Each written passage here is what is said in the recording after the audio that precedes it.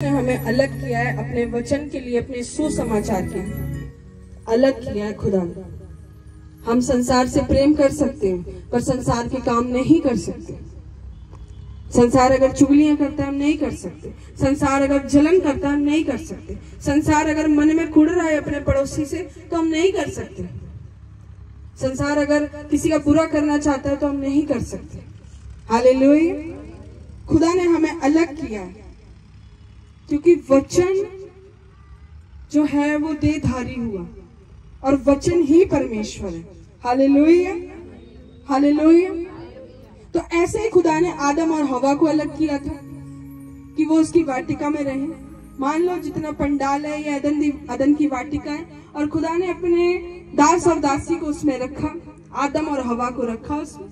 और खुदा हर दिन एवरी डे परमेश्वर उनके साथ संगति करने के लिए आता था, उनसे मिलने के लिए आता था।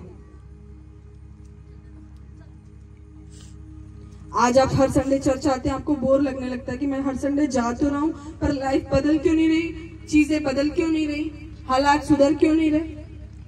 हालेलुया। हमने एक एक वचन को पूरा करना है क्योंकि एक एक वचन उसका आग से ताया हुआ है। तो जब आदम और हवा को परमेश्वर ने अलग किया, उसके लिए कुछ हदों को ठहराया था, तो शैतान वहां पे आया सांप के रूप में और उसने भरमाया उस हवा को, बहकाया जो कि बातों में आ गई।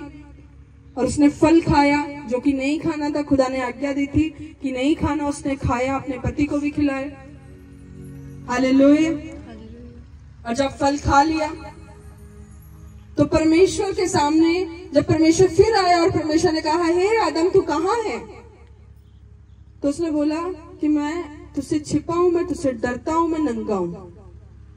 तो परमेश्वर ने बोला, तुझे किसने कहा कि तू नंगा है?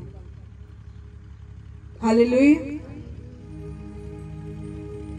हम गलत हैं, हम सही हैं, पर हमारा प्रभु के घर में आना बहुत जरूरी है।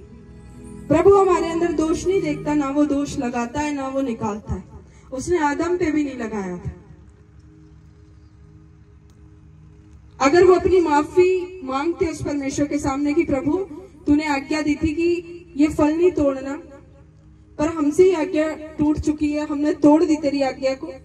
अगर वो खुदा से माफी मांगते तो उन पे दया हो जाती और ये इतनी बड़ी प्रोसेस ना होती कि यीशु मसीह कुंवारी के द्वारा गर्भवती, मरियम गर्भवती होती और यीशु आता। हालेलुया। ये कुछ भी नहीं होना था, क्रूस लहू कुछ नहीं होना था, पर उन्होंने अपनी माफी को नहीं मांगा और एक दूसरे के सिर पे दोष मढ़ दिया। कहता है तूने जो मुझे स्त्री दी है, इसने कहा तो मैंने खा लिया। वो कहती है सांप ने कहा। तो उस वक्त वो श्रापित हो चुके थे। जब हम गलती करते हैं, पाप करते हैं, प्रभु की उपस्थिति से हम दूर चले जाते हैं तो फिर परमेश्वर में ग्रहण नहीं कर पाता। बजाय कि हमसे गलती हुई है, पाप हुआ है, कुछ भी क्यों नहीं हुआ, पर हम प्रभु के घर में आके फिर से तौबा करते हैं, अपनी माफी मांगते हैं, तो खुदा हम पे दया करता है। हालेलुया। खुदा हमें क्षमा करता है और खुदा की उपस्थिति हमारे साथ बनी रहती है।